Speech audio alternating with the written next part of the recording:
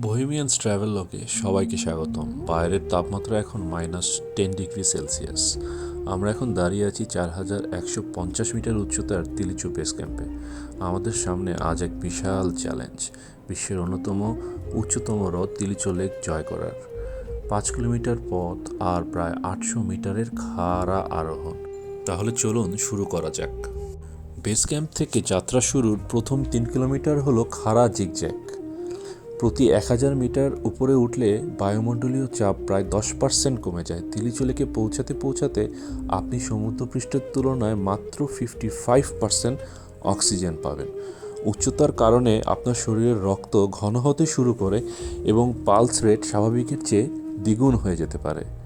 একে বিজ্ঞানের ভাষায় অ্যাকিউট মাউন্টেন সিকনেসের ঝুঁকি বলে। তাই প্রতি 10 মিনিট হাঁটার পর 1 মিনিট বিশ্রাম নেওয়া এখানে খুবই জরুরি। অবশেষে 5 ঘন্টা সংগ্রামের পর আমাদের সামনে ধরা দিল সেই জাদুকরী দৃশ্য।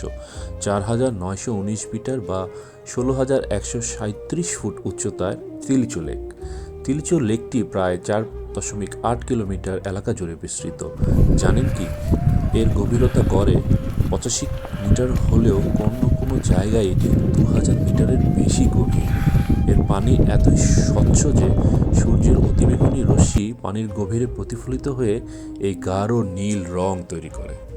এটি একটি অলিগোট্রফিক লেক। এর মানে হলো এর পানিতে পুষ্টি উপাদান এতই কম যে এখানে কোনো মাছ বা জলজ উদ্ভিদ বেঁচে থাকতে পারে না।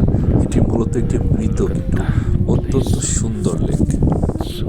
লেকটির পিছনেই যে বিশাল তুষার দেয়ালটি দেখছেন, এটি বিখ্যাত অভিযাত্রী মরিস হাজারগক নাম দিয়েছেন দ্য গ্রেট ব্যারিয়ার। এটি অন্নপূর্ণা রেঞ্জের একটি বিশাল অংশ, যা তিব্বতী মালভূমি থেকে তিলিচু উপত্যকাকে আলাদা করে রেখেছে। স্থানীয় মানাঙ্গি মানুষের বিশ্বাস অনুযায়ী এই লেকে একসময় বৌদ্ধ দেবতারা স্নান করতে আসতেন। তাই আজও তিব্বতী নববর্ষের সময় অনেক ধর্মপ্রাণ মানুষ এই কনকনে ঠান্ডায় লেকের পানিতে ডুব দিয়ে আশীর্বাদ নেন। তিলিচু লেক জয় করা মানে শুধু একটি গন্তব্যে পৌঁছানো নয়, এটি নিজের সীমাবদ্ধতাকে জয় করা।